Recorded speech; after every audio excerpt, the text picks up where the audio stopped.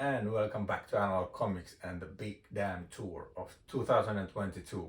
In the previous 4 parts I went through all my cabinets and it was kind of a mess, and during that process I got an idea how I should rework the system within the cabinets, and that work is already progressed quite a lot. So what you see in the back looks a bit different, well actually quite a bit different than what you saw on the videos.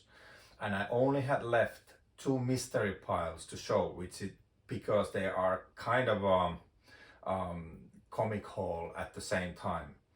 And those piles were located then here. I have already removed them away from the shelves so that I can start arranging the comics here. The problem with those 2 piles were that one of them was a pile of comics that I had already read, but I hadn't yet put them to where they should be. And the reason for that is that there wasn't a place where they should be, as I was in the process of filming this and at the same time thinking where they should be. So that they were kind of just left there on the shelf. And as this tour progressed, I kept reading, and that pile kept getting bigger and bigger and bigger. The other mystery pile was comics that I have not read yet. They are there just waiting to be read, and after I read them, I put them in the place where they should be, and then they become kind of officially part of my collection. Let's go through those 2 piles, and I'll start with the pile of the comics that I have already read. Some of those have been already in my previous comic hauls, so sorry for that. I try to remember which they are and just kind of skip through them faster. At this point I have to stop pretending that I see something without my glasses. There you go. Okay, let's start from the top of the pile, and this is the pile that I have already read. Jan van Hamme's 13. I have some of them in Finnish, which is a bigger album format, but they only published this until the 9th volume, and this is it. And after that you have to read it in English if that's the option. I am currently in flow with this. I mean, I started from the first volume and I found these English versions as a second hand up until the 19th volume, which is the last of the Jan van Hamme's run. Although I'm missing one volume, I think it was the 17th or something, but there's one volume drawn by Jean Girard, Moebius to those who don't know his real name. And that's missing from this treasure that I found, but I have already ordered that and it's coming this way. This is a series that I'll be talking more about in later videos. Next on the pile is Lock and Key, the Golden Age. This is not part of the main series of Lock and Key. It's like additional stories that happened before the main series. It has a crossover with Sandman, and I was skeptical about that. But this turned out to be a very emotional book. I really love. I mean, the art is great, and Joe Hill, he writes very good characters, and he's not afraid of hard decisions and fates put on the characters. I can highly recommend this. This is really good. Next I have more Black Hammer Visions. Visions is a series where other creators, other writers also come in to tell their stories within the Black Hammer world. In fact, I see Jeff Lemire doing what Mike Mignola did with his Hellboy. It's clearly this is growing fast, really fast, the whole world. But still it feels like it's in hands of Lemire's own hands, and it at least up until now it has been cohesive and logical. There's no need to reboot the series, which often happens to superhero stories. Once they kind of get out of control, they write themselves into the corner, then they have to do some silly things. But I love Mike Mignola with his Hellboy universe. He has expanded it with different artist because he just doesn't have enough time to do everything himself, so he's more like a mastermind behind it. And now it feels like Jeff Lemire is doing the Hellboy uh, with his black hammer, and I'm loving it. Ooh, next one, Cocco Bill. This was the only album missing from my Cocco Bill collection. It might be the worst actually of them, because this has the least of Cocco Bill stories. This is Cocco Bill and the Ghosts. This has stories of other characters. I'm not that big fan of. Well, they are good, but they're not as good as the Cocco Bill. It's also one of those comics that I will be talking later. I think this is mostly unknown outside Italy. I'm not sure how well the Cocco Bill is known within other European countries, but I don't think this has ever been translated into English, which is a shame. Then, as I found that 13 series as second-hand, the same person had brought in everything from Leo, the sci-fi stories. It means that there is the Antares series, Beetlejuice and Aldebaran. They are kind of continuation of the same thing. They are different story arcs in a way. It looks like pictures like. It's very particular way of doing sci-fi. I might actually go into this in deeper detail too. It's one of the series that I always wanted to read. Now I got them all at once with second-hand price. So that was great. Then I found one Rubin. This is like made with the Walter style, like he does the Natasha series. Natasha is more comical, like gags, and it's adventure with comic side to it. But this is more serious, although it's very cartoony looking. But in this one, they shoot to kill, and I kind of missed this when it came out, and now it's hard to find these albums, as somehow it didn't really kick in well in Finland. So the few albums that are out there, they kind of, well, hard to find and a bit costly really. The next one is like a reading companion. It's a Lucky Luke theme, but it's about Morris and his history and how it relates to Lucky Luke. And I've been lately really after these kind of companions. There aren't many out there. I just like the fact that the old classics, you know, the time where decades before internet, these old times that were already back then maybe not so well documented, they are now becoming more and more available, those stories. They might have been documented in French language, but that's like hiding it from the rest of the world really. It's a difficult language, so it's not so well known as English, let's put it that way. So in my opinion, if you want to spread the word of the Franco-Belgian comic scene, you should translate everything in English. Even the old documents in the YouTube, you should always put English translation on. That would benefit that comic scene. Okay, enough of the rant, but I'm lucky that Lucky Luke is so popular in Finland that they make the effort and collect this info here. The rest of the pile, I think I have shown this in my previous comic haul videos. There are those two German Silage series, Wake in English. I am trying to translate them, and that's why I have the lacquer, white lacquer color there. I want to overpaint the speech bubbles and then write my own text over them. It's still a project that is not finished.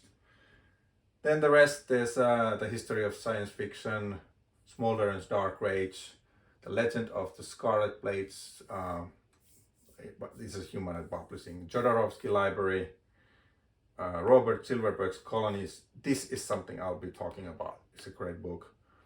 One James Bond by Warren Ellis and Lady Killer by Joel Jones. So that was what a transition. Now we're actually in the part of this comic haul that is the most fun for me too, because these are the comics that I have not yet read. I'm most eager to get into them. Let's start. First on the pile is Usagi Yojimbo. It's the Saga Omnibus. This is volume 2. I have never read any Usagi Yojimbo. There is a reason for that, and it's a silly one. It's double silly one, and I might tell about it later. But with this book, I have to also mention the next one, which is Slaughterhouse-5. It's an adaptation of Kurt Vonnegut's novel. I have not read the book or this one, but let's say that I got these two books for the love of comics, pun intended. Next one is a treasure. I didn't know that such a book existed until I visited a Finnish comic book store in another city. I was just browsing through what they have there, and I stumbled on this one. It's a thick book.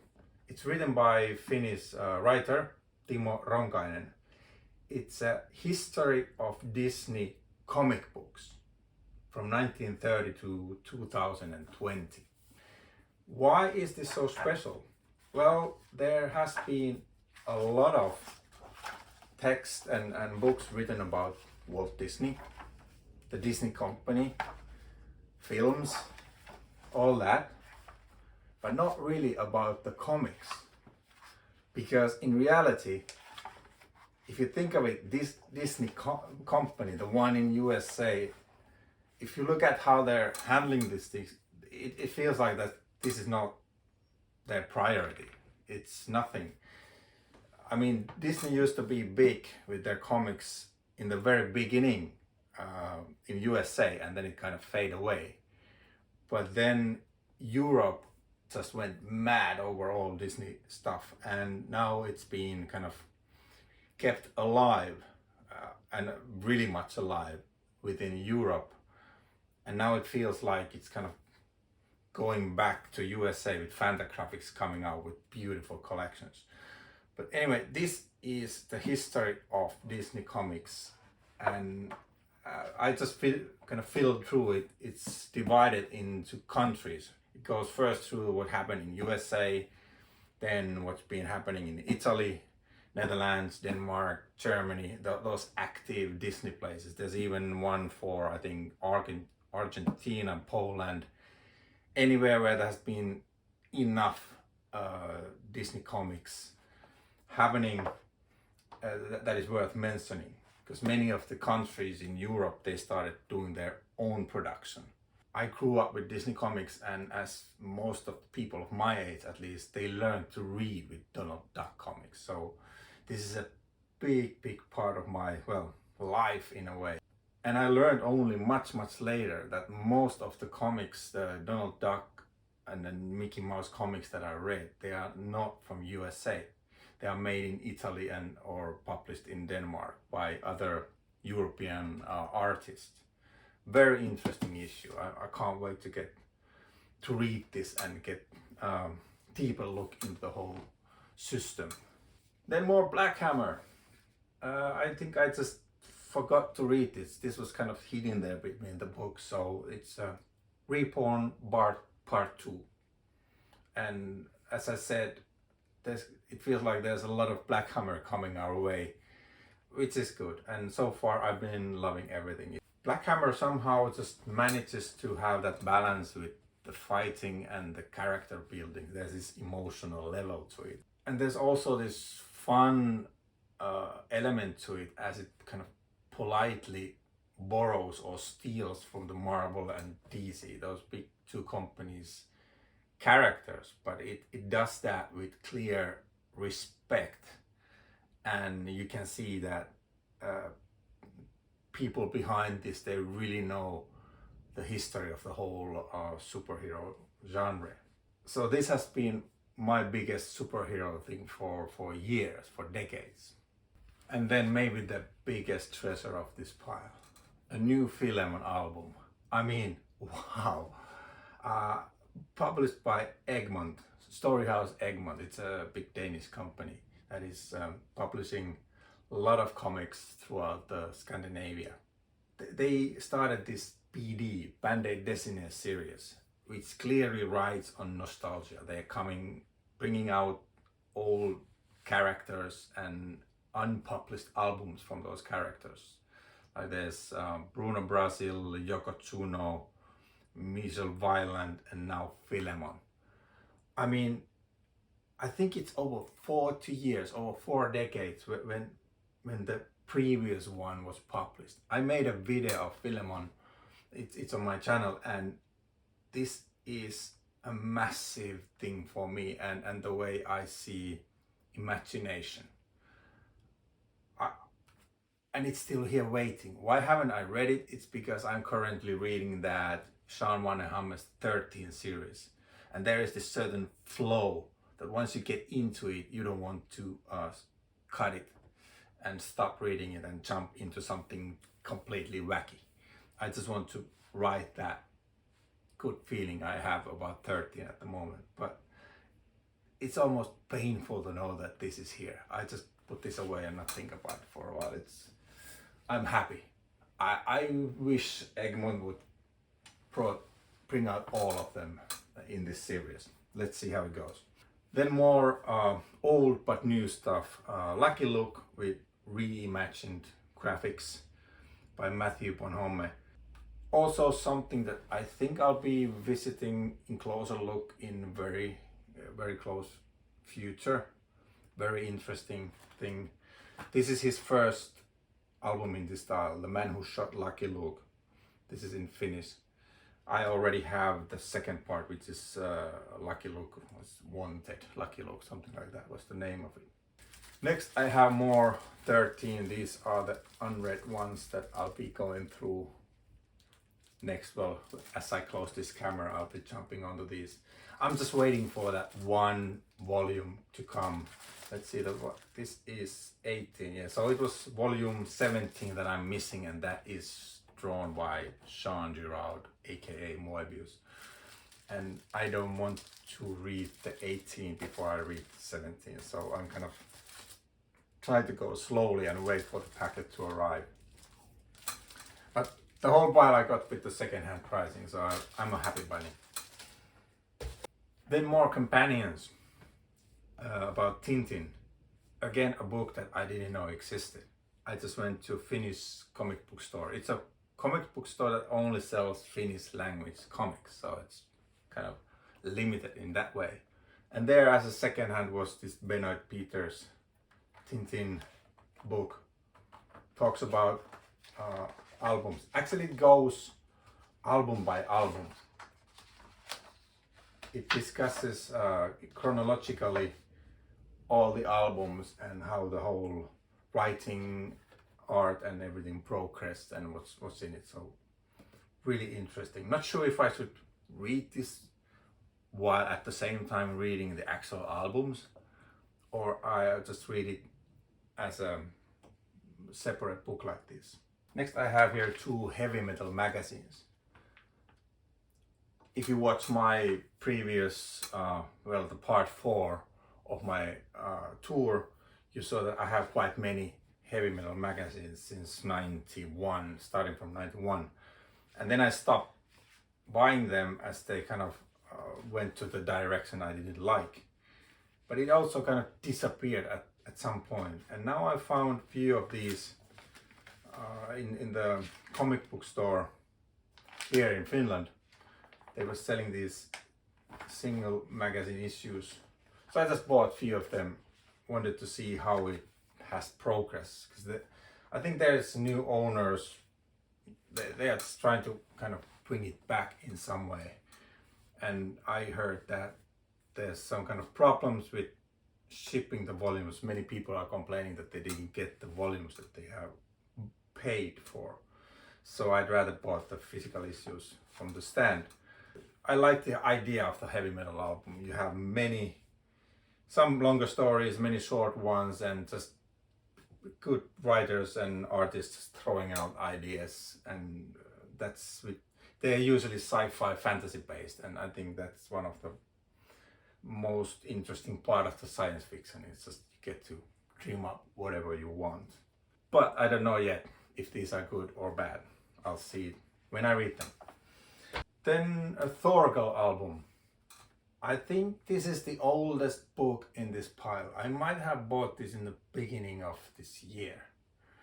And I was supposed to buy and read the whole series. This is volume 3, so I didn't got very far.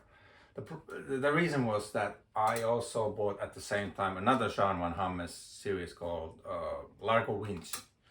I fell in love with it. I got into that flow and I wanted to be in that flow within that series. So I ordered everything from Largo Winch and kind of let this be.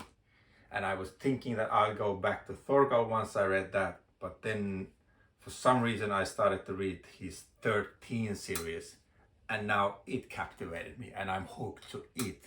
But this is not a problem, because once I get to the end of the XIII, I mean, he'll run out of series at some point. I have to get, I think Thorgal will be the next big thing from him after the XIII that I go into. But this is volume 3, and so if you look, I am here in a volume 3, and there's so many volumes out there, which is fun, because if I like this, there's just so much fun to be had. This is also a true Cinebook. Big difference being here that Thorgal is more fantasy, you know, swords and sandals, kind of a fantasy thing, whereas XIII is more chase on ball, like modern thing, just like the Largo Winch is set in the modern world. So this is completely different theme also. Okay, then there's one Asterix here. I'm not sure why it's here, but okay, I'll show it to you. It says first printing. For me, that doesn't really make any difference. I bought this only because my older copy got this, so it just gave up in the end. And I know that this particular volume, they also printed it with the new cover that is taken from the cartoon, the movie there was with a similar theme. I don't like them doing new covers. It's unlike in the DC Marvel thing, the optional covers. It's a no. This is a classic, don't touch the covers. But I found that, you know, luckily they still mainly do it like this. But yeah, this has a place, and I've read it so many times, but it's here, so now you know. Then another Jean Van Hamme written story, Kibu. This is a one-off. I don't know anything about this. It's a Cinebook Espresso series, which means that it's usually just one book in a story, or maybe two, but it's kind of short, not a long series. And it's placed in Africa, and I think the theme is like a more serious look on how businesses affect the human rights and that type of issues within those countries. So it's interesting, but as I said, I don't know anything more about it yet. Then my first Roulette album. Many might say, how come you have not read this before if you like artists like Moebius? Well, I guess it just shows how much there is to read in this hobby. There's no way you can ever read everything published. It's kind of a good thing, you know, that you will never run out of things to read, but it also means that you'll be missing a lot of stuff. And for some reason, I can't explain why, now that I'm looking at the art. I don't know how I have never gotten into this, but there's just so much to see and read. But now I have my first Roulette album, Lone Sloan Delirious. I think this was a two-parter. Don't know anything about that either, but I learn as I go. If there's any fan of love and thriller, let me know. Is it worth going deeper into? I always appreciate opinions and kind of guiding where I should go to. It's about us hobbyists helping each other out, basically. Then another Egmont's Bande Dessinée, just like that Philemon book. Yokochuno, another book that was unpublished in the series, although there are quite a lot of Yokochuno out there. It's not like the Philemon where there was only 3 albums translated. But I am always for more Yokochuno. Also a series that I would like to talk to more in detail in later videos. Then some Spiro and Fantasy, and these are the new adventures of Spiro and Fantasy. So these are in hard covers. And the new adventures means that they are not meant to be in that continuation of the basic series. Here they invite different artists and writers to do their take on the characters, and they don't have to be approved to children. They can be more adult also, whatever they come up with, and it is like a test laboratory for these characters. I like the idea because they still keep the regular story, although it's not a continuation. The Spiro and Fantasy, it's not like a continuation, they are separate stories, but there's a way to do it that was kind of set by Andre Franquin, and they try to keep it that way. But this is the wild part of it. And lately I've been getting a lot into Spiro. I mean, first I had a really hard time getting over the fact that Franquin is not drawing it anymore. I bought some of the new ones, didn't like it, put them away, read them later, I was still skeptical, put them away, and slowly I grew into it, and now I'm loving it. I like the fact that they keep doing this. And in fact, I would now choose Spiro and Fantasy over Tintin, at the moment at least. I am kind of in the mood for this. And I think it's a shame that Spiro and Fantasy are there. It's not on the same level internationally like Lucky Luke, Tintin and Asterix. This has always been a bit like a smaller thing behind them, and what it has become to, it should be bigger. But 4 more albums to that new adventure series. I think I'm still missing like 7, 8 from this series. But that's only a positive thing. There's more to read, right? Then Bruno Brazil. This is a collected edition, volume 3. This was hard to find. I don't actually know if this is a new printing or if the shop had found this as a second-hand. I don't care because it's at least in a new condition. I had the 2 previous volumes, and this is the last one, collecting the last albums that they brought out by William Vance and Greg back then, and some of the shorter stories. These hardcovers have also really good extras, the text explaining the history of it. And then a thing that I thought that I'd never go back to, Peyo and the Smurfs. I bought this book on a whim. I just saw this in the store and I looked inside, and there is a really thick section of extras, and this sold me to it. And also another thing, before I found this, I had just read my old collection of Johan and Peewit. Smurf is a spin-off from that series. These Smurfs were invented for that series.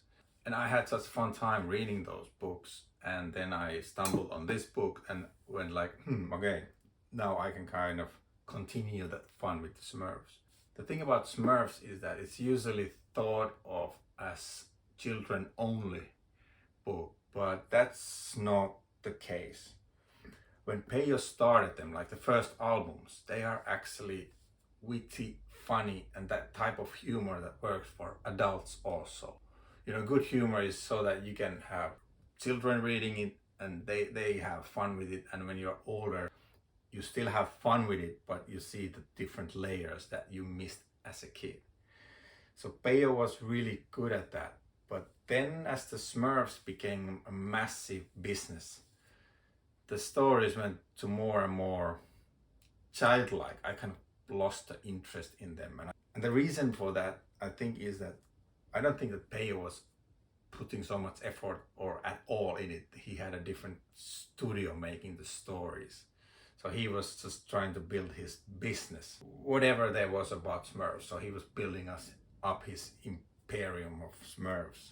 Yeah, so there are two types of stories here, and I don't even know what stories are inside here. I didn't check them. I just saw the extras and went for it. And the last one, Andre Frankwin's Black Pages. I think this has been translated into English with the name of Die Laughing. And this is black humor. Andre Frankwin is the guy who made Spiro and Fantasy a big thing.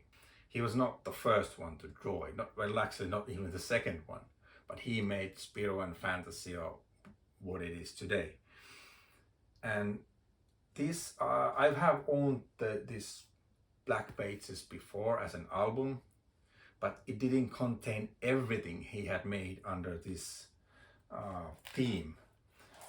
And now Arctic Banana brought out album that has everything he has made, so it collects more than the first original album. And this is really dark humor, I mean really dark, but it also shows off Andre Frankwin's talent. I hate to use the term like someone is undervalued, but in Andre Frankwin's case, he should be much more known throughout the world. This book alone is a proof of that. As I said, I know at least half of what's inside here, but I haven't read it yet. But the way he uses the line, he does black and white kind of flat pictures that are still 3D. I think this will be something that I will be going into in greater details, as I'd also like to talk about the Spiro and Fantasy of the whole world, build around that too. So that's it. That was the last book I had on these piles, and this was the comic haul / comic tour, because these piles were also among the comics. So now you see everything I have in this room. I do have still quite a massive pile of Donald Duck comics up in the attic, but I leave them. Let's see if I ever go there. It's another mess that I have to sort out, and I'm not up to it at the moment. But thanks for watching, and I'll see you in the next one. Bye.